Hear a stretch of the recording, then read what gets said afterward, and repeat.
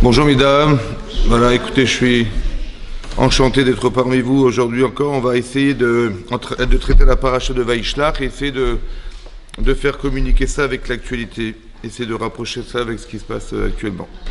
Alors c'est marqué Vaishlach Yaakov Malachim Lefanav. Au début de la paracha, Yaakov, alors il faut savoir historiquement que Yaakov Avinu, alors qu'il est parti, il a quitté ses parents parce qu'en danger de mort de Esav voulait assassiner son frère, et donc il a dû quitter cet endroit. Sa mère lui dit de partir donc chez son oncle Lavan, et son père lui dit tu vas trouver ton épouse là-bas. Et la Torah n'en parle pas, mais en fait il est pas parti directement à Haran, en Irak, il est parti à la Yeshiva. Il a été étudié pendant 14 années de sa vie à la Yeshiva de Shem Ve'ever pour se préparer à l'exil, etc. À la suite de ça, il est donc parti chez Lavan. Il a passé 20 ans de sa vie là-bas. Oui, il a eu des enfants, etc. Ça lui a pris 20 ans.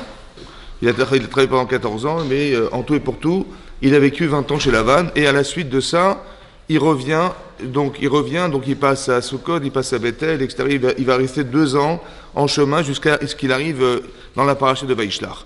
Donc il s'est exactement passé 36 ans entre le moment où il quitte ses parents et là, il va retrouver sa famille. Et là, c'est marqué Vaishlach Yaakov Malachim Lefanav. Yaakov a envoyé des anges. Rachid nous dit vraiment des anges devant lui. El Esav arrive, Artsa Seir Edom. Donc vers son frère Esav, qui est Achiv. Donc on nous dit précise qu'il est les deux. Artsa en direction du pays de Seir, Edom dans le chemin de Edom. Alors peut-être c'est important de comprendre ici qu'est-ce que veut dire envoyer des anges. Vous avez une idée de ce que veut dire envoyer des anges? On envoie des anges. Hein? On dit Yaakov, Rachid nous dit qu'il a vraiment envoyé des anges, quoi. Ouais. Alors peut-être l'idée c'est la suivante. Vous savez que on sait que toutes les énergies qui existent sont des anges en fait. Que quand Abraham il a dû être soigné parce qu'il avait fait la Brit Mila, c'est un ange qui est venu le soigner. Il faut savoir que en fait les molécules qui existent dans les médicaments, etc., ce sont en fait des anges. C'est ce qu'on appelle des malachim, des anges. C'est-à-dire qu'il y a une réactivité physique, émotionnelle qui va exister aussi à travers le fait que quand on se soigne, quand vous êtes satisfait d'un travail, en fait, quand vous avez fait quelque chose, la satisfaction elle est spirituelle. Mais d'où vient ce sentiment? Il vient d'un ange. Ça s'appelle des malachim, des anges. C'est-à-dire que quand vous avez l'expérience, quand vous avez, je sais pas moi, c'est aussi marqué dans le Zohar que lorsqu'Hachem a demandé à Abraham de sacrifier Yitzhak, c'est pas Hachem qui lui a dit d'arrêter, c'est un ange. Vous voyez, c'est marqué dans la Torah, il y a un ange qui est venu et qui a dit stop, ne sacrifie pas ton enfant. Alors le Zohar d'expliquer que l'ange, en fait, il est le produit de la mitzvah qu'a fait Avraham Avinu. Lorsque vous faites des mitzvot, vous créez des anges. C'est marqué dans la Gemara Brachot aussi, quand une personne décède, elle est précédée par des anges. C'est quoi les anges? C'est la résultante des actes que nous faisons. Ouais, c'est un mélange de physique et de spirituel qui crée quelque chose, les anges. Et donc ces malachim, en fait, peut-être que le produit de tout ce que nous faisons, de choix de ce que nous faisons, crée des anges. Alors à l'extérieur de soi et aussi à l'intérieur de soi-même. C'est un petit peu comme l'expérience. Vous voyez, quand vous êtes une spécialiste, vous allez affaire des spécialistes, vous allez demander des conseils. Ouais. Alors je vais demander un conseil dans le business, et je dis qu'est-ce que tu penses, là j'ai un produit à vendre, etc. Est-ce que tu penses que ça va marcher? Et il vous dit, écoute, c'est une super idée. Et il va vous dire dans quel quartier, dans quel endroit, où ça. Et il va vous dire oui, non. Mais d'où il sait? Parce que je lui dis, mais d'où tu sais? Parce que l'expérience, c'est comme si qu'il envoyait des anges. Et ça revenait, et ça lui disait, ouais, écoute, c'est une bonne idée, ou c'est pas une bonne idée, je te conseille pas, ou oui, je te conseille. Un petit peu comme l'intuition féminine, c'est un peu pareil, que les femmes, elles ressentent quelque chose qu'on appelle une bina litera. Il y a un supplément d'intelligence chez une femme qui fait qu'elle ressent des choses. Elle ne peut pas vous l'expliquer, mais c'est comme ça. En fait, qu'est-ce que ça veut dire? C'est-à-dire c'est spirituel. Comme si qu'elle a envoyé l'information, ça lui revenait, et ça vous dit, oui, tente-le, ne fais pas, je te conseille pas, il vaut mieux pas, oui, il vaut mieux, tiens, t'as une bonne idée, etc.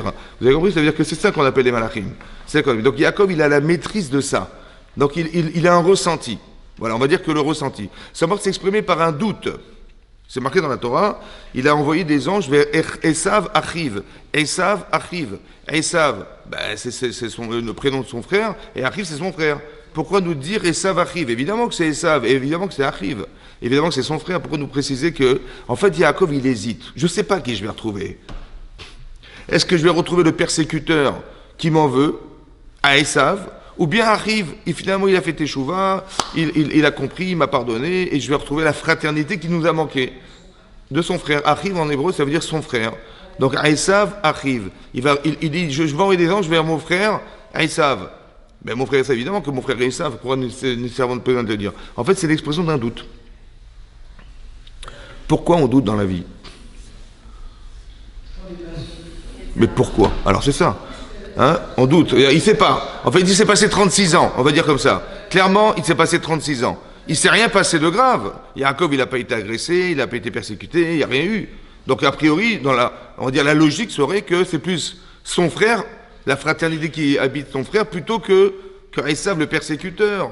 C'est ça. Et il hésite. À part ça, Hachem lui a promis, quand il est arrivé, vous savez, quand Yaakov il est arrivé d'une échelle, etc., et Hachem lui a fait des promesses. Il a dit, je te garderai où tu iras. Donc, il ne s'est rien passé. 2, il a la promesse d'Hachem. Pourquoi tu as peur? Pourquoi tu hésites? Oui. Pourquoi tu doutes? En fait, le doute, c'est une défaillance. C'est-à-dire qu'il y a quelque chose en nous qui est de l'ordre d'une défaillance. Oui, et qui fait que je suis fragile, je ne suis pas certaine de moi, je n'ai pas confiance en moi, je ne sais pas ce qui va m'arriver, je n'ai pas les capacités à pouvoir assurer que je vais réussir. En fait, c'est ce que nous on appelle dans la Torah la faute. La faute, c'est pas qu'on va fauter, on va faire telle faute, telle avérat, etc.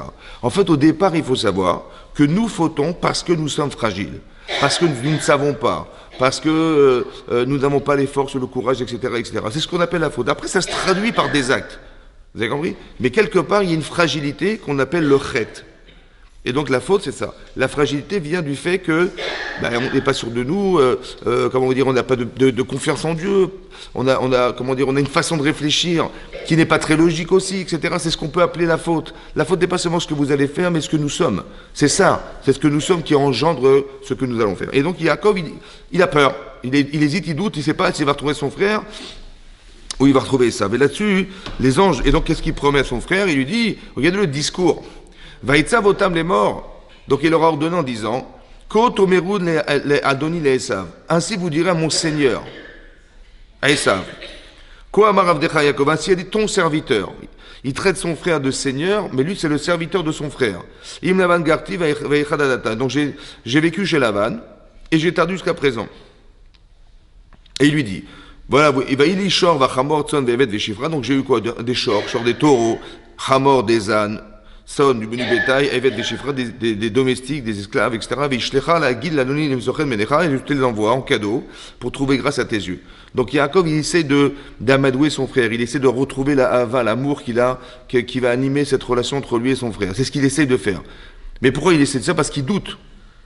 Donc qu'est-ce qu'il fait? Il a une attitude qui va essayer de combler en fait ce qui aurait pu être, ce qui aurait pu être chez son frère, la motivation de vouloir continuer à le haïr, etc. Donc il va essayer de masquer ça. Donc on voit que la relation qu'on a avec Esav ici, c'est de montrer qu'il est le maître et pas nous. C'est intéressant. De montrer que on va essayer, entre guillemets, de soudoyer son frère en essayant de lui proposer des cadeaux, etc., etc. Donc de contrebalancer une haine, en donnant des cadeaux. Et sur ce, donc c'est ce qu'il essaye de faire. Après, c'est marqué, Vayashuvu Amalachim, les anges reviennent. Donc il a un ressenti, je ne sais pas qui je vais retrouver, mon frère ou bien Esav, et les anges reviennent. Vayashuvu Amalachim el Yaakov. Et donc les anges reviennent vers Yaakov, les morts, en lui disant, Banu el Achicha, on revient de chez ton frère, à El Esav. Mais sache que c'est Esav. Toi, tu pensais que tu allais retrouver la fraternité avec ton frère. En fait, il s'avère qu'il arrive, mais c'est Esav qui revient. Vega molech likratecha, et sache qu'il arrive vers toi. Ve'arba meot ishimo, avec 400 hommes. C'est-à-dire, c'était pas son anniversaire, il avait invité personne, et tout à coup, Esav arrive, mais avec 400 hommes. C'est-à-dire, armés jusqu'aux dents, ils arrivent, ils sont 400. C'est énorme. Et Jacob, il a qui l'adulte, c'est lui, il a ses femmes, ses enfants. Il va avoir un massacre. C'est évidemment comme ça ce qui va se passer. D'accord? C'est marrant parce que ça fait 36 ans qu'il ne s'est rien passé. Hein. Et tout à coup, il doute. Il dit, je ne sais pas qui je vais retrouver. Et c'est bizarre qu'il va retrouver ce qu'il n'espérait pas. Bah oui, il espérait retrouver Achiv, son frère, la fraternité qu'il avait pardonnée. Et puis finalement, c'est pas lui qui va retrouver. Il va retrouver la personne qu'il n'aurait pas voulu retrouver. c'est-à-dire Esav le persécuteur. Ouais, voilà. Comment ça se fait que quand on doute, on n'a pas forcément la capacité à retrouver ce qu'on avait aspiré à avoir, ce qu'on espérait, mais on avait exactement l'inverse. C'est marqué comme ça. Il a dit, j'espère retrouver mon frère, les anges reviennent. Comme si j'avais une intuition qui me faisait dire, je ne sais pas qui je vais retrouver. Et finalement, ce qui va arriver dans la réalité, quelque part, c'est pas ce que je voulais. C'est exactement l'inverse.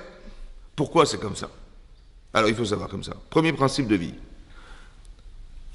La Torah, elle nous dévoile comment Hachem organise les choses. C'est-à-dire, si j'ai des soupçons, j'ai des doutes, j'ai des fragilités, cette fragilité, elle est en moi, il faut que je la solutionne.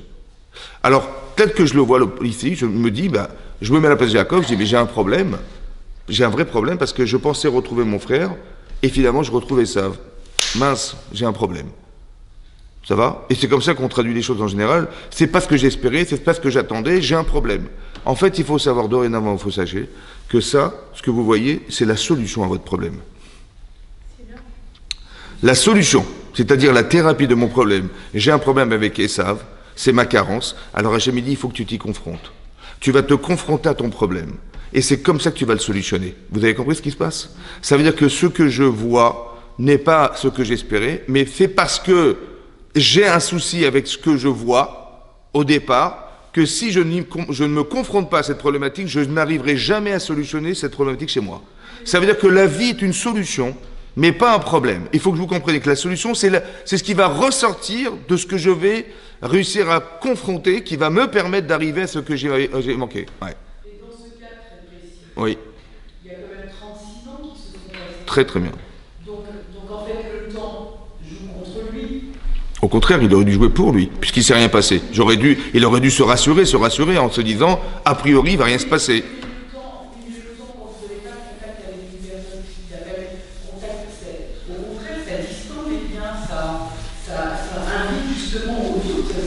C'est vrai. Mais il aurait dû recevoir des courriers, il aurait dû recevoir des menaces, il aurait dû savoir par d'autres personnes que son frère, il était toujours en inimitié avec lui, etc. Il n'y a rien qui s'est passé. Et à part ça, Hachem lui promet que, de toute façon, ne t'inquiète de rien, je suis avec toi. Je te protégerai, tu iras. Donc, on est plus dans une logique, on va dire, de ne pas douter. Si je doute, c'est qu'il y a un problème. Il est interne, le doute, il n'est pas extérieur. En vérité, quelque part, comme si on voulait nous expliquer une chose très importante, que ce que vous ressentez à l'intérieur de vous-même, en fait, se projette à l'extérieur de vous-même. C'est très intéressant, c'est ce qui est marqué là. C'est ça les anges en fait. C'est-à-dire que vous ressentez quelque chose, vous pouvez dire à quelqu'un, écoute, je préfère que tu restes ici, d'où tu sais, je sais pas, je suis inquiet, je sais pas. Mais en fait, cette inquiétude, elle reflète quelque chose. Et quelque part, il faut que je sois rassuré. Il faut que je sois sereine. Il faut que j'arrive à une certaine sérénité dans ma vie. Alors Hachem dit, et je suis désolé, tu vois qu'il faut que tu t'y confrontes. Et donc on nous propose cette sorte d'examen en fait, de vie en fait, c'est ce qui va se passer. Et donc Yaakov, il va retrouver Esav. Et là c'est marqué, je continue, c'est marqué quand il a vu ça, il a su ça, alors c'est marqué comme ça.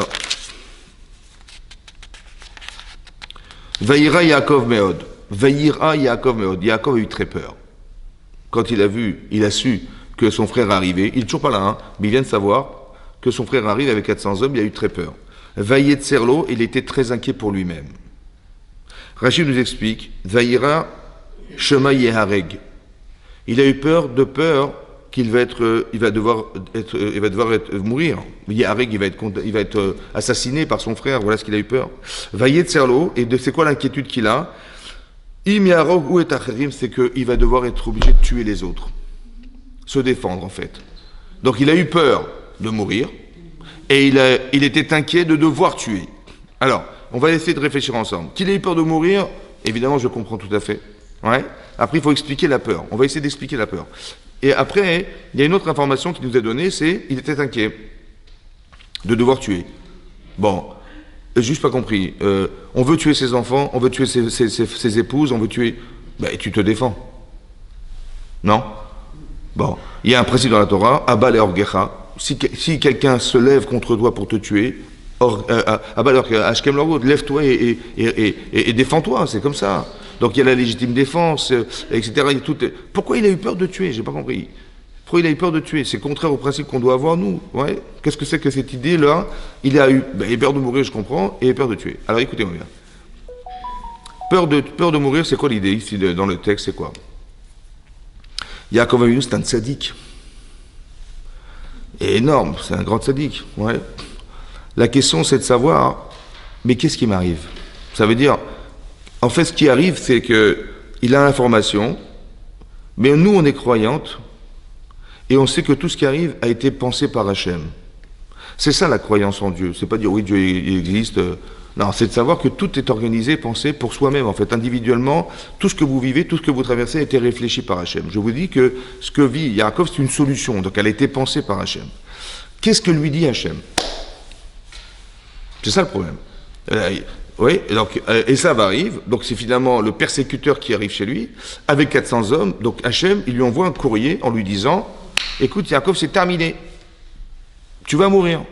Donc Yaakov, il reçoit ce courrier. Ça va? Maintenant, il se dit, mais j'ai pas compris, mais qu'est-ce que j'ai pu faire pour que ma vie soit remise en cause? Pourquoi on m'en veut à ce point-là? Si quelqu'un, il veut prendre mon argent, ok. Il veut me kidnapper, ok. Il veut me mettre en prison, ok. Mais je suis vivant. Mais là, on en veut à ma vie. Vous avez compris? Donc le problème que Yaakov il a, c'est qu'est-ce qui fait que dans ma vie, on ait voulu me remettre en cause ma propre vie? Et je vous explique un principe de base.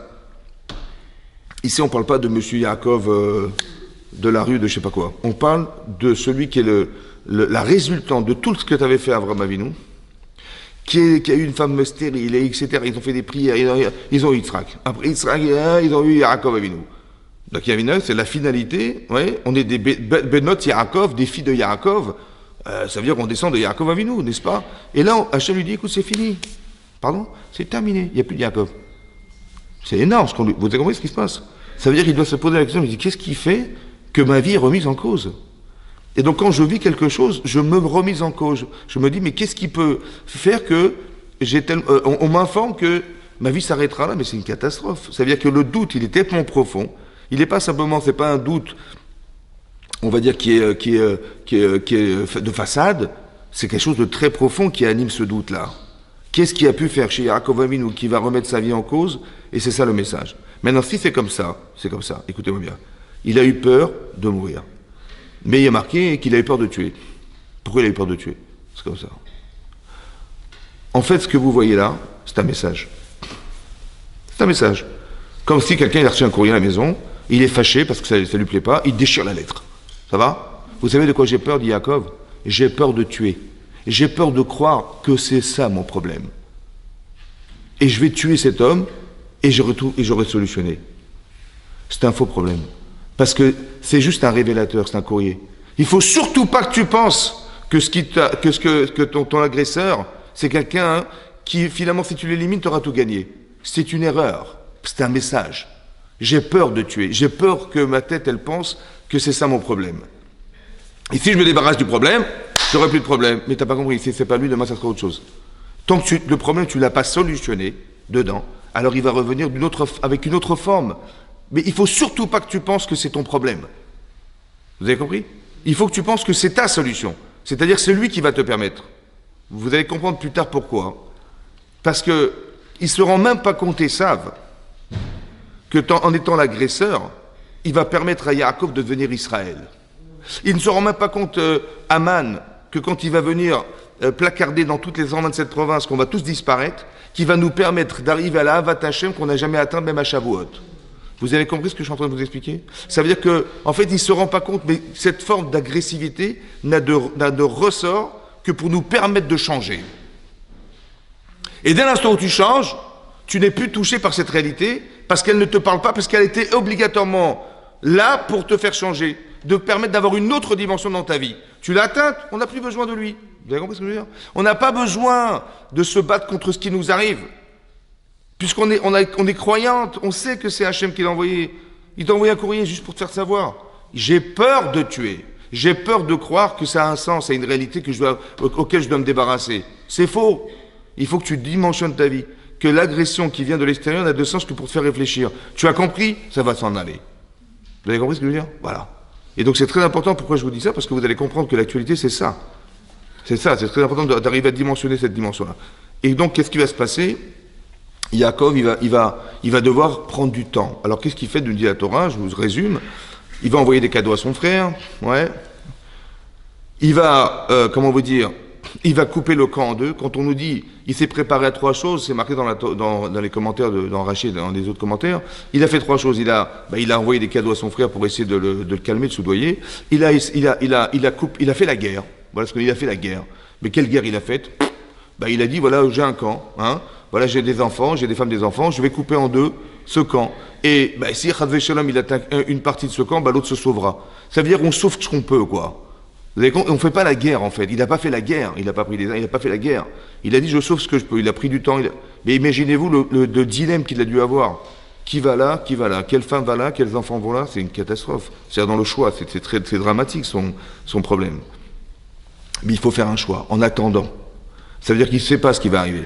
Mais il sait que tout vient il a un problème, Yaakov Avinu, parce que tout ce qui lui arrive, en fait, le remet en cause. Il ne sait pas comment, pour l'instant, s'en sortir. Et il va prier. Il va prier. Et il va dire la chose suivante. Il va faire la tefila, il va dire, je vous lis ce qui est marqué.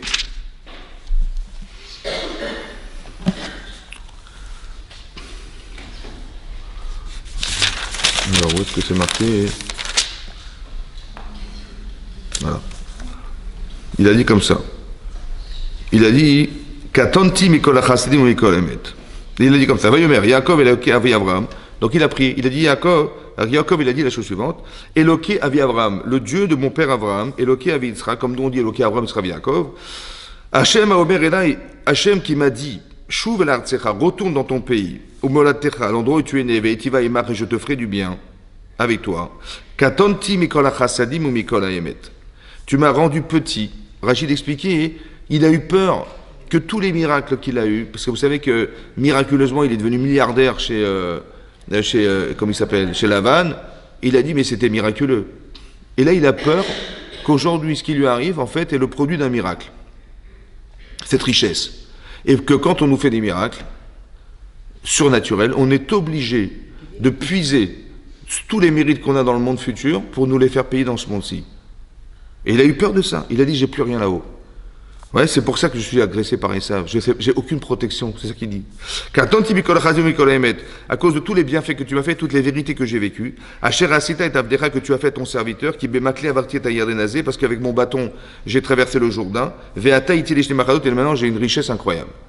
Maintenant, pourquoi il a eu peur d'être riche? C'est bizarre. Il a eu la bracha de son père, ouais. Mais pourquoi on devrait comment s'inquiéter de cet argent qu'il a reçu? Alors comme ça, peut-être le raisonnement est suivant. Pourquoi il a pensé qu'on lui a fait des miracles? Mais non, tu as fait des miracles, mais tu mérites, et donc Hachem il te suit, il est avec toi, il te bénit. C'est clair, c'est marqué, dans le texte c'est marqué que Hachem il a béni Abraham, il a béni Yitzhak, il a béni Yaakov Avinu, c'est lui qui l'a béni en fait, à travers Yitzhak, c'est Hachem qui l'a béni. Et il a dit, Veni vrechu becha, seront bénites par toi, Kol mishperot adama, toutes les familles de la terre, ou Bézaracha et par des descendances. Ça veut dire qu'on est porteur de bénédiction. Donc ça veut dire que si ça marche, si on devient riche, c'est normal, on a eu la bracha d'Hachem qui a permis à Abraham et à Yitzhak et à Yaakov d'avoir des moyens. Et sachez que c'est pas seulement que vous avez des moyens, c'est que vous procurez des autres moyens à ceux qui nous entourent. Toutes les familles de la terre, elles sont bénites, la source, c'est le peuple juif. Voilà ce qu'il a dit. Donc s'il a, il a eu de l'argent, c'est normal. En fait, la question est la suivante. Si Hachem, il m'a donné cette bracha avec amour, alors pourquoi ma vie est remise en cause?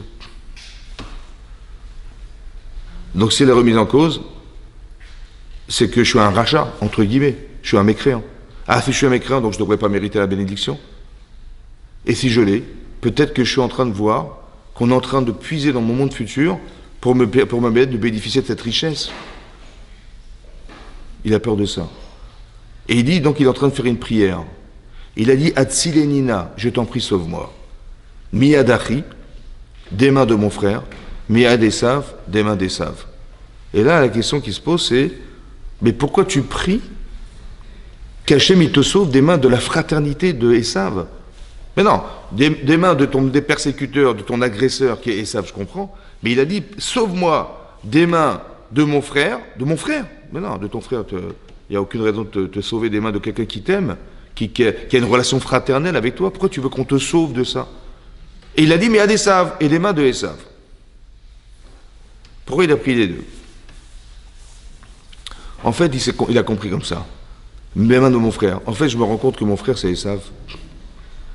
Derrière ce que j'espérais être la fraternité, il y a un homme qui veut m'assassiner. Ça veut dire quoi? Ça veut dire que s'il vient en tant qu'Esav persécuteur, alors évidemment tu me sauves. Mais même si demain il me dit, mais on est des frères, alors sauve-moi de ça aussi. Pourquoi? Parce que pourquoi vous croyez qu'il y a de l'antisémitisme? La logique c'est la suivante, c'est de dire, les gens s'assimilent, donc ils perdent leur judaïsme, ils lâchent la Torah, ils lâchent tout ce qui a fait de nous des êtres qui ont été choisis par Hachem. On porte la bracha d'Akadosh Baruch Hu, on est à l'image d'Hachem. C'est nous qui devons normalement diffuser le message de la Torah et des mitzvot. Après il dit, écoutez, trouvez quelqu'un d'autre. Ça m'intéresse pas, je préfère vivre dans le monde des autres, dans le monde... Donc il fait le choix d'être comme un goy, de vivre une vie qui n'a plus rien avec la Torah.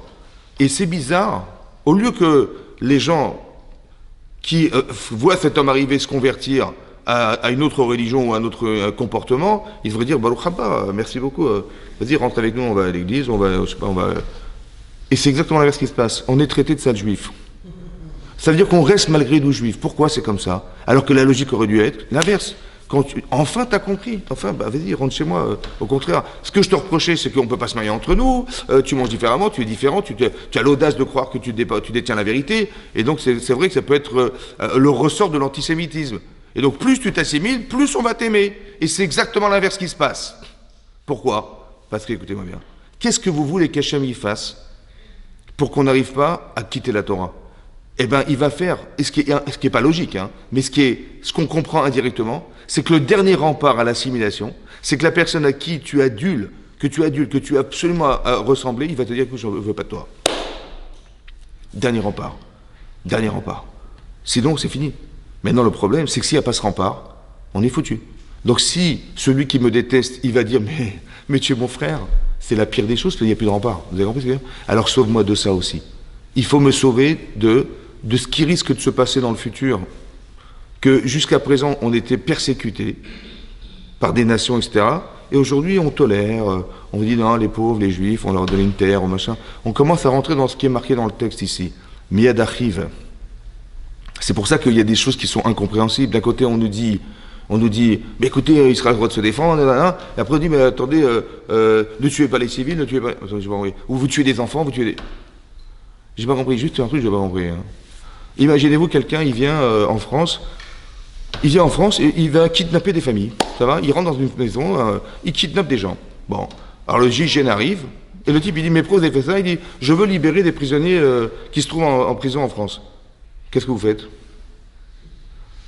Le type il fait ça pour libérer des prisonniers. J'ai dit, ça se passe pas comme ça chez nous. On prend pas des innocents pour aller libérer des prisonniers. Alors vous lâchez les armes, vous rendez les armes, et sinon, on rentre, on vous élimine. C'est ça ou pas? Est-ce que c'est ça qu'on aurait dû dire? Est-ce que c'est ça qu'on aurait dû dire? Le type Hamas, il vient, il manipule tout le monde, et qu'est-ce qu'il fait? Il dit, voilà, je prends des prisonniers, voilà, les innocents, les pauvres, hein. Et il réclame, machin. Qu'est-ce que font les gens? Ils disent, ah oui, d'accord, bon, on va négocier, hein. Mais tu te rends compte de ce que tu fais ou pas? C'est-à-dire que tu négocies, ça veut dire que demain, Chas v'Shalom, on n'est jamais certain que tous les types qui se trouvent en Israël, ils vont pas aller kidnapper des juifs pour aller libérer des prisonniers. C'est ça ou pas? Mais c'est pas ça qu'il fallait faire.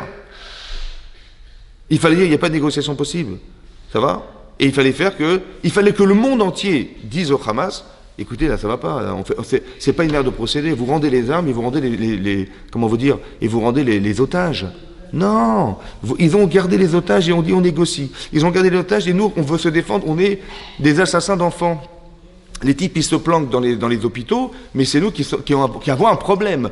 Les types, ils sont cachés dans des tunnels, etc., ils se protègent, mais en fait, ils sont, comment vous dire, des criminels potentiels et existentiels, mais nous, on les regarde comme des gens, les pauvres. Mais c'est l'inverse, la population, elle est prise en otage. Ils sont des boucliers humains, les types. Alors dire, mais arrêtez vos salades. On devrait dire aux gens, arrêtez. Comment ça fait que c'est exactement l'inverse qui se passe? Vous avez vu? Miyad achiv, miyad esav. Ça veut dire qu'en apparence, c'est ton frère, et derrière, on voit que c'est pas tout à fait logique. Vous avez compris ce que je veux dire? C'est ça, sauve-moi de ça, sauve-moi de ça. Je veux pas rentrer là-dedans. Je vois bien que derrière, il y a de la manipulation il y a du clientélisme, il y a plein de choses comme ça qui cachent en fait une façade derrière qui, soi-disant, arrive, mais en fait ton frère, mais en fait quelque part, il y a, c'est ça qu'il a fait la tefila. C'est-à-dire qu'on sait que par principe, tout ce qui est marqué dans la Torah, c'est des présages pour le futur. Ce qu'a vécu Yaakov à petite échelle va se passer à grande échelle. Vous avez compris ce que je suis en train de vous dire? Ça veut dire que l'on est en train de nous expliquer, nous faire comprendre ici des mécanismes, que ce soit des mécanismes politiques, économiques, etc., tous les intérêts qu'on peut avoir derrière, qui en fait masquent quelque chose, ouais, qui sont en fait derrière quelque chose qui va faire que on va avoir un discours qui n'est pas tellement cohérent derrière. Ouais, mais ça c'est Minachamé pour que nous puissions le voir et nous soyons cohérents. La solution, il faut comprendre la solution. Qu'est-ce que va faire Yaakov Avinu? Et c'est ce que nous on va essayer de faire. C'est marqué qu'à la suite de ça, dans la nuit, il apprend que son frère arrive. Il va traverser un fleuve. Il va faire traverser ses femmes, ses enfants, tout ce qu'il avait, toutes les richesses. Tout ce qu'il avait, tous les biens qu'il avait, il les fait traverser un fleuve, le fleuve du Yabok. Et c'est marqué que tout à coup, il se retrouve seul. Et là, Rachid nous explique, le Midrash, qui dit qu'il avait oublié quelques petits détails, des parchim ktanim, des petites fioles d'huile, de l'autre côté de la rive, qu'il veut récupérer. Il va s'avérer, dit le Ramban, que cette fiole d'huile qu'il a voulu récupérer, c'est la fiole d'huile qu'on va retrouver à Hanouka. Mais pourquoi il a risqué sa vie, parce qu'il va risquer sa vie, il va se retrouver seul, pour une fiole d'huile à 5 euros, alors qu'en face, il a des milliards? C'est pas grave, oublie, t'as beaucoup d'argent, c'est pas grave, laisse tomber tes fioles d'huile. Non, non, je vais récupérer. Il va récupérer cette fiole d'huile. Je sais pas pourquoi il a risqué sa vie pour quelques centimes. Risquer sa vie pour quelques centimes, c'est bizarre. Et c'est marqué Vaïvater, Yaakov Levado. En français, ça veut dire, il s'est retrouvé Yaakov seul. Est-ce que c'est bien d'être seul? C'est marqué dans la Torah, Lotov, Heyot Adam Levado. Ça n'est pas bien que l'homme soit seul. Ça veut dire quoi, c'est pas bien que l'homme soit seul? On dit oui, il faut qu'il se marie, il faut pas qu'il reste seul, il faut se marier, il faut s'accompagner, il faut... Non, non, c'est pas ça. L'être seul, c'est de croire qu'on peut se suffire à soi-même. J'ai besoin de personne. Écoutez, laissez-moi tranquille. Hein. Tu peux pas exister seul. Tu peux pas croire que tu te suffis à toi-même. Tu as besoin d'être accompagné ou d'accompagner. Exister, c'est faire exister. Je ne peux pas savoir qui je suis si je n'ai pas quelqu'un en face de moi. Tu es intelligente? T'en sais rien. Tu es, je sais pas, tu as quelle qualité humaine, quel défaut tu peux avoir? Tu n'en sais rien. Il n'y a que le vécu qui te fait savoir. Donc tu as besoin des autres pour simplement savoir qui tu es. Et donc tu ne peux pas rester seul, c'est impossible. Ou tu ne peux pas devenir seul. Donc l'Otov et Yot Adam Levado. Le seul qui peut dire je suis seul, c'est Hachem, le créateur de la création du monde. Pourquoi? Parce qu'il crée quelque chose qui a besoin de lui, mais lui n'a pas besoin de ce qu'il crée. C'est ça d'être seul. On ne peut pas être seul, ça n'existe pas d'être seul. Et donc là il se retrouve seul. Donc il est en danger parce qu'il est face à lui-même. En fait, quelque part dans sa vie, un jour, il faut s'arrêter. Il faut se retrouver seul, face à soi-même. Yaakov, il a fait quelque chose qui engendre sa disparition quelque part. Qu'est-ce que j'ai pu faire dans ma vie qui fait que Esav arrive? Et donc il réfléchit, mais qu'est-ce qui veut remettre ma vie en cause? Et donc il va se retrouver seul. Il va faire un travail d'introspection. Ce qu'on doit faire tous, c'est de réfléchir à ce que nous sommes, fondamentalement et de façon authentique et honnête. On va se regarder. On va réfléchir. Ouais. Qu'est-ce qui fait de moi ce que je suis? Ouais. Et qu'est-ce qui a fait que tout ce qui arrive nous arrive? Il faut réfléchir, parce que c'est pas seulement parce que ça se passe ailleurs que ça nous concerne pas, ça nous concerne tous. Donc on va réfléchir. Yaakov se retrouve seul. Et tout à coup, veilla avec.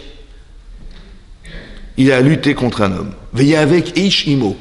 Adalot Hashachar jusqu'au lever du jour. Voilà ce que nous dit la Torah. Il a lutté contre un homme. On a l'impression qu'il n'était pas seul finalement. Il y avait quelqu'un qui était là. Et il a été battu contre quelqu'un qui était présent, qui avait une forme humaine.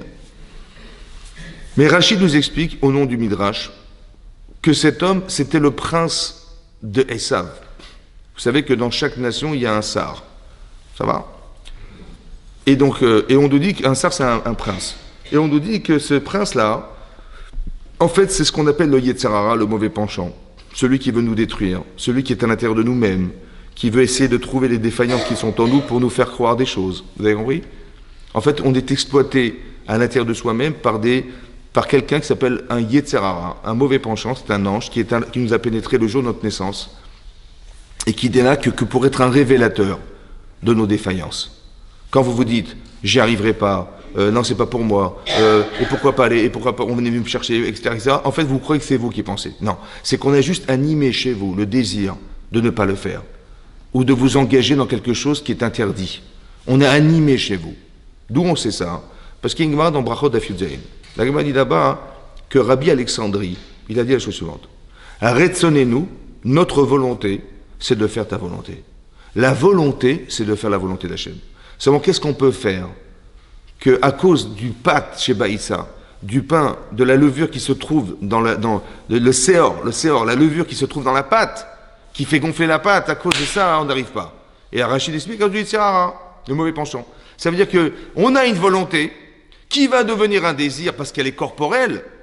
La volonté devient corporelle et ça se transforme en désir. Maintenant, qu'est-ce que tu désires? Qui est-ce qui articule tes désirs? Qui est-ce qui décide de tes désirs? Alors on nous dit des fois, c'est pas ce que je voulais faire, mais j'ai eu envie de faire le contraire. J'avais pas cette volonté. Ma volonté profonde, c'est ma neshama. Mais ma neshama, elle passe par mon corps. Et après, qu'est-ce que tu désires faire? C'est autre chose. Après, c'est toi qui orientes tes désirs. C'est ton cerveau qui dit oui, je fais, non, je fais pas. Qui c'est qui contrôle? C'est toi qui contrôle ou c'est lui qui contrôle? Yaakov, il se trouve face à lui-même. Ça va? Et là, tout à coup, il va lutter contre un homme. On dit non, c'est pas un homme, c'est un ange. C'est un ange, c'est le sar d'Esav. Pourquoi le sar d'Esav? Comme si que le Yetzirah était représenté par cet homme. Pourquoi? Pourquoi cet homme? Parce que Yaakov, il était le frère d'Esav. Mais Esav, il n'est pas né de n'importe qui. Il est né de Yitzhak Avinu, de Rivka. Il est né par miracle. Sa mère était stérile. Et donc, Rivka l'a couché d'un enfant qui, normalement, avait une mission sur terre. Seulement, monsieur, il a décidé de ne pas remplir cette mission. Laquelle? C'est marqué dans la Torah que Esav, Ish Sadeh, c'était un homme des champs. Et Yaakov, Yoshev Ohalim, il s'est installé dans la tente. Ça veut dire que j'avais quelqu'un qui était un manuel et j'ai quelqu'un qui était un intellectuel. Pourquoi c'est nécessaire les deux? Parce que de la même manière qu'on a un corps et une neshama, et que le corps ne peut pas se passer de l'énergie de sa neshama, et que la neshama ne peut pas se passer de la capacité corporelle d'agir par son corps, c'est indissociable. De la même manière, on ne peut pas se passer de la terre, on ne peut pas se passer de la neshama et de l'âme. Donc la neshama, c'était représenté par Yaakov Avinu, celui qui va procurer la pensée, et l'autre qui va procurer la subsistance. L'un ne peut pas se passer de l'autre. C'était ça l'objectif du départ. Qu'est-ce que fait Esav? Il dit, écoutez, moi ça ne m'intéresse pas. Il dénigre son droit d'aînesse, il va échapper à cette mission. Qui c'est qui a pris à charge cette mission? Yaakov Avinu. Alors il dit comme ça. Comme il est représentatif de la nation, il a décidé d'être un mécréant, alors il va être le représentateur, l'ambassadeur du mécréant qui est le Yetzirah. Vous avez compris? Il y a des gens qui ont été choisis, pourquoi? Parce qu'ils ont choisi d'être ces hommes. Alors ils vont être utilisés pour ça. Laquelle? Ça dépend de ce que tu as choisi. Tu as choisi d'être une sadéquette, alors on va t'utiliser pour être une sadéquette, de faire des mitzvot.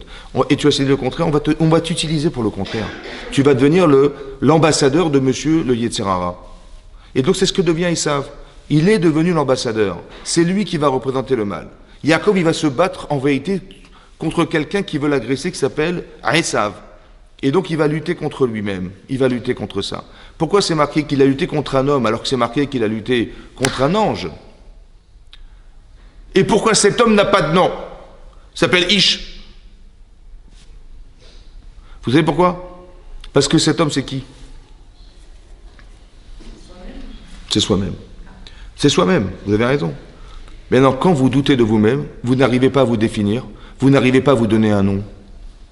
Alors vous vous battez contre vous-même. Ça s'appelle Ish. Je n'ai pas de nom. Je ne sais pas. Qu'est-ce que je dois faire? Je ne sais pas. Quand vous dites, mais je ne sais pas quoi faire, je ne sais pas. Mais si tu avais su définir qui tu étais, tu n'aurais pas eu de problème. C'est parce que tu ne sais pas donner un nom à ce que tu es. Donc se battre contre Yetzirah, il aurait tellement voulu que je sois un autre, je sois une autre. C'est ça qu'il veut Yetzirah. Il ne veut pas me donner de nom. Il veut dire, mais tu n'as pas de nom, laisse tomber. Ça ne te concerne pas, laisse tomber, oublie. Tu n'es même pas juif, tu n'es même pas... Non, il faut que j'accepte, je me donne un nom. Et la lutte, en fait, c'est ça, d'arriver à découvrir chez nous, qu'est-ce qu'il fait de nous, qu'est-ce qu'Hachem il attend de nous en particulier, en général et en particulier, parce que vous avez tous une mission, on n'est pas venu pour rien sur Terre, vous comprenez? Chacun doit pouvoir définir qu'est-ce qui lui semble être le plus cohérent selon les moyens qu'on nous donne, les outils qu'on nous donne, qu'est-ce que je peux faire de ma vie, voilà.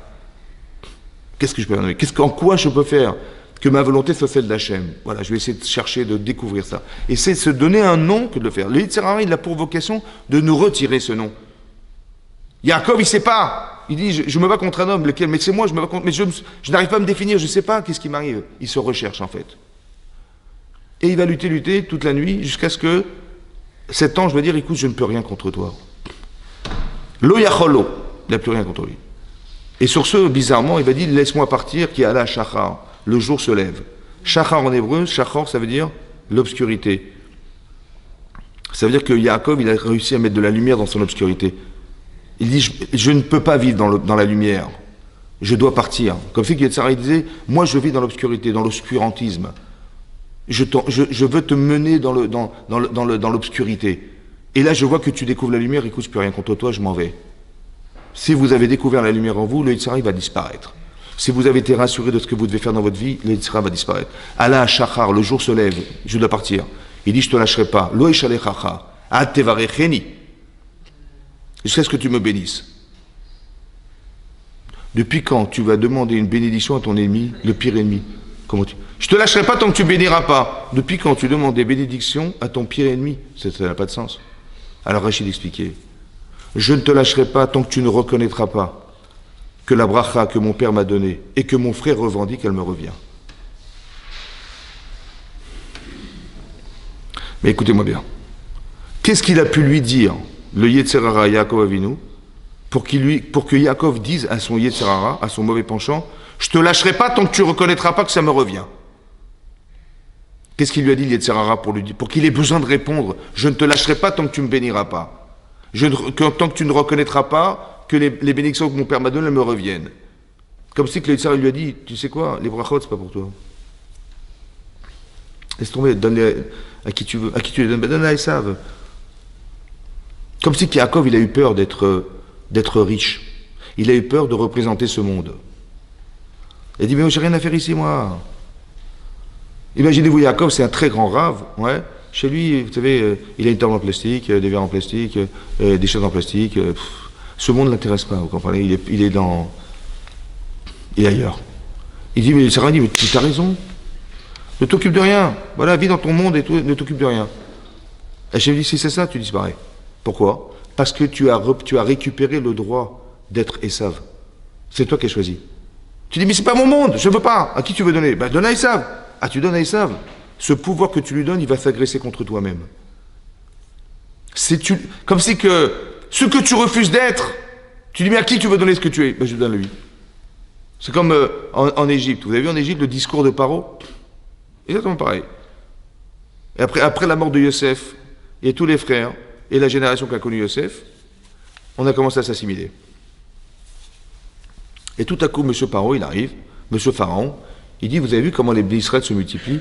Am béné Israël, le peuple des enfants d'Israël. Quel peuple? Bon, il n'y a pas de peuple. Il y a une famille, la famille Dupont, qui s'est multipliée. Ouais, la famille de Yaakov s'est multipliée. Les enfants d'Israël, M. Israël s'est multiplié. Et lui, il parle de peuple et des enfants d'Israël. On n'est pas un peuple. Bizarrement, regardez comment il nous regarde. À part ça, il a dit Rav ve'atsum imenu. Il est plus nombreux et plus puissant que nous. Là, je vous explique. L'Égypte de l'époque, c'est l'Amérique d'aujourd'hui. Hein. C'est-à-dire qu'il y avait une fortune incroyable qui avait rassemblé à Yosef à l'époque de la famine. Donc tout l'argent de toute la terre était arrivé en Égypte. Donc il a une puissance incroyable, il y a Paro. Et là, il est en train de nous dire, M. Paro, que vous savez de quoi j'ai peur? J'ai peur que vous allez vous multiplier et vous êtes déjà plus forts, et plus nombreux et plus puissants que nous. Plus puissants que nous. Quelle puissance? Il dit peut-être, il s'est fait un scénario, il dit peut-être qu'il y aura une guerre et que monsieur, les enfants d'Israël, ils vont s'associer à nos ennemis pour nous faire la guerre et nous virer, quoi. Voilà ce qu'il a dit. J'ai dit, qu'est-ce que tu inventes des scénarios improbables? On s'assimile. C'est l'inverse. C'est l'inverse. On devient des Égyptiens. Qu'est-ce que tu dis? On avait tout lâché, les bisotes, etc. Il nous restait, on a gardé nos prénoms, on a gardé le langage et on a gardé nos vêtements. Voilà ce qu'on a gardé. Il ne restait plus rien. On s'assimile.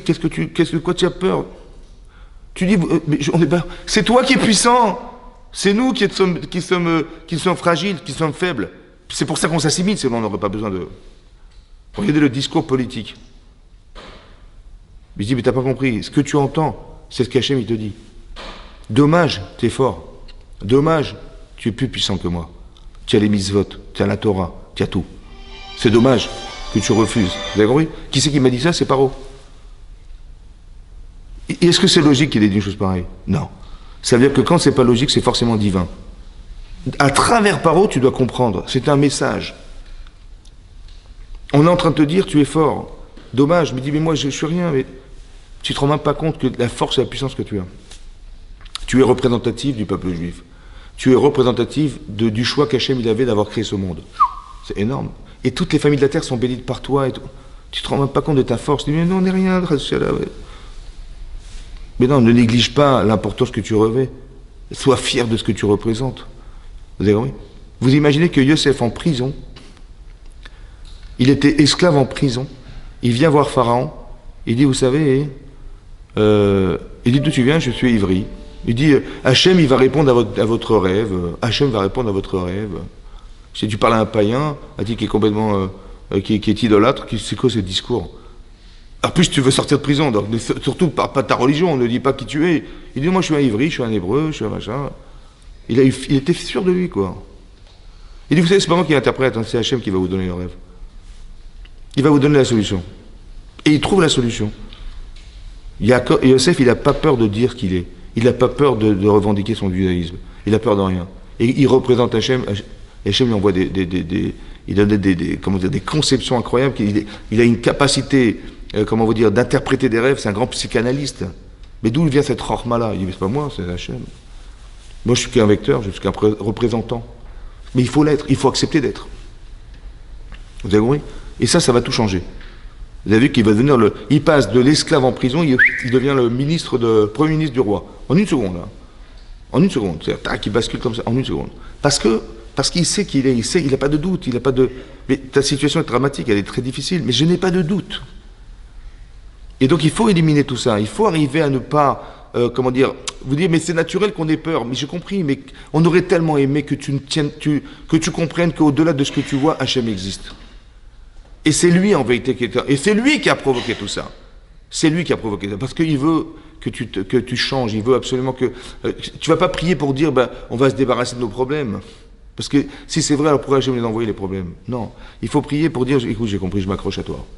Et quand tu t'accroches à Hachem, alors l'objectif c'était de s'accrocher à lui. Il a créé tout ça, non pas pour qu'on se débarrasse de ce qu'il a envoyé, mais pour qu'on arrive à redimensionner notre façon d'exister avec lui. Et c'est ça qu'il a inspiré. Et c'est ça qu'il a espéré. C'est pour ça que Yaakov, il va voir et ça va arriver. Et il va comprendre que, en vérité, mon problème, c'est que je n'ai pas accepté la bracha d'Hachem. Alors je vais dire à mon Yitzhara qui m'avait dit, mais laisse tomber, c'est pas pour toi. Il faut que tu reconnaisses. Comme si je devais me dire, je vais accepter d'être une femme juive à part entière. Je vais absolument faire Shabbat comme il faut. Je vais absolument manger kasha comme il faut. Je vais absolument... Alors qu'il dit, mais non, déjà ça suffit, t'es religieuse. Attends, il y a pire que toi, laisse tomber. Il y a pire que toi. Ne te casse pas la tête. Attends, pourquoi tu prends sur toi des choses, laisse tomber? Voilà, t'es très bien comme tu es. Ce discours-là, c'est le discours de la femme que son Yitzhak lui dit. Je dis non, il faut que j'arrive à te convaincre. Toi qui m'as dit ne fais pas plus d'efforts, que la bracha me revient. Vous avez compris? Comme si Yaakov il venait répondre à son Yitzhak qui lui dit mais laisse tomber, c'est pas pour toi. Je dis non, il faut que tu reconnaisses que la bracha me revient, celle que Esav revendique, il faut que tu reconnaisses. En fait, je suis en train de m'auto-motiver et si vous voulez, concentrer sur l'objectif qui est le mien et pas celui auquel on veut me faire échapper. J'arrive à me convaincre, je me parle à moi-même et je me dis mais non c'est faux, j'ai pas envie. Comme si qu'il y a une voix qui me dit mais laisse tomber, c'est pas pour toi. Et je dis non, non, il faut absolument que j'arrive à m'affirmer dans ce que je suis. Et il faut que tu reconnaisses. Comme si que je m'adressais à celui qui m'empêche de l'être. Mais à l'intérieur de nous-mêmes, il y a quelqu'un qui nous empêche d'être. Vous avez compris? Notre volonté c'est de faire la Torah, mais au fond de nous-mêmes, on est refroidi parce qu'il y a quelqu'un qui dit mais non, laisse tomber. C'est pas pour toi, il y a des choses à faire, tu as des choses à vivre. Et tout est organisé pour qu'on nous fasse échapper à tout ça. Il faut que vous sachiez ça. Et donc, il y a quelqu'un qui veut nous empêcher. Il faut que tu lui dises à lui. Il faut que tu reconnaisses. C'est ça la vraie bataille. Mais pour ça, il faut que tu aies des convictions. Il faut que tu aies des certitudes. Il faut que tu aies confiance en Dieu. Il faut que tu comprennes ce qui arrive. Il faut que tout ça, que tu le comprennes. Et quand tu as bien compris, tu n'as plus de doute. Mais ça te permet, après, tu vas affirmer, confirmer que c'est ça que tu veux faire. Et donc tu vas te dire, non, je suis désolé, c'est pas ça. Je prends sur moi, vous avez compris? Il y a des situations dramatiques qui sont passées en Israël, mais regardez ce qui a pu engendrer cette chose. La solidarité, la prise de conscience, les gens ont fait échouva. Et qu'est-ce qui peut rester indifférent à ça? Personne. Je ne connais aucun rave qui a réussi à parler et à engendrer une chose pareille. Que tout le monde, on a fait, le gouvernement israélien, il y a eu un regroupement de l'Union, ils se sont unis, ils ne se supportaient pas, il y a eu des manifestations qui ont été annulées. En fait, il y avait une fracture incroyable. Et Hachem, il ne veut pas de ça. Alors, vous voyez ce qu'il est obligé de faire pour qu'on puisse arriver à être conscient. Tu dis, mais j'ai un problème. Mais non, c'était la solution, malheureusement. Malheureusement. C'est ça qu'il fallait faire, malheureusement, pour qu'on arrive à comprendre que tant qu'on n'est pas solidaire, ça ne marchera jamais. Et ça, ce sont des pertes et des opportunités pour nous de savoir qu'Hachem, il veut envoyer le Mashiach. Hein. C'est clair et net. Parce que ça touche... Vous ouvrez la radio, on parle de ça toute la journée. Hein. C'est pas normal. Mais qui c'est qui parle? Hachem nous dit, écoutez, faites teshuva. Hein. Faites teshuva comme Yaakov, il a fait teshuva. Il y a deux possibilités. Soit on va nous envoyer un man, on n'a pas envie, et on va faire teshuva de toute façon. Soit on va comprendre tout seul. Et je pense qu'Hachem, il nous amène vers ça. Juste qu'on soit conscient qu'Hachem, il veut nous amener à penser. On n'a pas besoin de passer par toutes les horreurs, les machins. On n'a pas compris, c'est bon, allez, on se cadre, on va se sentir comme cette femme, vous avez vu, moi, chez moi, ça m'a surpris. Il y a une femme, sa fille, la pauvre, elle était prise, qui était une jeune femme, une jeune fille, quoi, elle avait 19 ans, un soldat pris par des barbares, là. Bon, je ne sais pas si vous avez vu cette vidéo de la frachatrala qu'elle a faite, je ne sais pas si vous l'avez vu, mais moi, j'ai pleuré direct. Hein, il y a une femme, on lui a dit, faites afrachatrala, prélevez la chala, et pour que votre fille elle soit libérée. Et elle prie, elle demande à Hachem, etc. Mais elle a dit une chose qui est bizarre. Sa fille, elle est prise par des... C'est parce qu'elle est devenue, hein, on ne sait pas. Et elle prie, elle dit Hachem, je t'aime. Comment ça, Hachem, je t'aime? Elle est en train de pleurer, et de toutes ses larmes, elle prélève la chala, elle fait une bracha, et elle dit Hachem, je t'aime. Mais c'est exactement l'affaire, parce qu'elle aurait dû dire l'inverse, je ne te supporte plus. Comment tu as pu laisser ma fille prise par des gens pareils, des sauvages elle a dit l'inverse, je t'aime Hachem. Alors qu'est-ce que ça veut dire? C'est comme ça. En vérité, la pression organisée par ce qu'elle a vécu, en fait, a éliminé complètement sa partie corporelle. Il n'y a plus de corps. Et bien, c'est sa neshama qui parle. Ça veut dire que derrière, on aime Hachem. Et il faut qu'on arrive à ça. Et elle est la preuve de ça, parce que c'est incohérent ce qui arrive. Elle est la preuve, en vérité, que quand la pression exercée sur Yaakov, tac, ça explose, et en vérité, c'est le Hémet qui ressort. Elle dit, je t'aime Hachem, je suis sûr que tu vas faire quelque chose. Et bien, cette pression-là, elle a été organisée comme ça. Et bien, c'est pareil. Vous avez vu que Esav, il vient attaquer Yaakov Avinu, mais il ne se rend pas compte qu'il va permettre à Yaakov de devenir Israël. Parce que l'ange, qu'est-ce que va dire l'ange? Maintenant, il va dire, comment tu t'appelles? Il dit, je m'appelle Yaakov. Il dit, dans un moment, tu t'appelleras plus Yaakov. Tu ne te rappelleras plus le Yaakov, celui qu'on a soi-disant dit que c'était un tricheur. Comment il a pris les brachot. Ouais, il a fait croire à son père qu'il était Esav. On ne dira plus de toi que tu es le voleur. On dira que tu t'appelleras Israël. Ça veut dire qu'il y a une façon de voir l'actualité de façon de façade. Si on était des journalistes à l'époque, on aurait dit, mais qu'est-ce que vous faites, monsieur Yaakov? Il dit, ben voilà, je me déguise en mon frère. Supercherie, quoi. Ouais. Ça, c'est de façade. Donc je dis, mais vous êtes des tricheurs, vous êtes des voleurs, vous êtes des voleurs de brachot. En vérité, son père, il voulait absolument bénir Esav. Il avait eu raison ou il avait tort? Il a eu tort. Il a eu tellement tort qu'Hachem est obligé de le rendre aveugle. Ah oui, parce qu'il fallait qu'il bénisse Yaakov avec nous, donc il a eu tort. Donc quand il a trompé son père, est-ce qu'il a trompé son père ou il a trompé le Yetzerara de son père? Ben oui. Donc c'est-à-dire que quand tu vois de façade, tu dis c'est un rachat. Et quand tu comprends au fond, tu vois que ça a été obligatoire. Mais vous avez compris que dorénavant, on ne nous rappellera plus des tricheurs.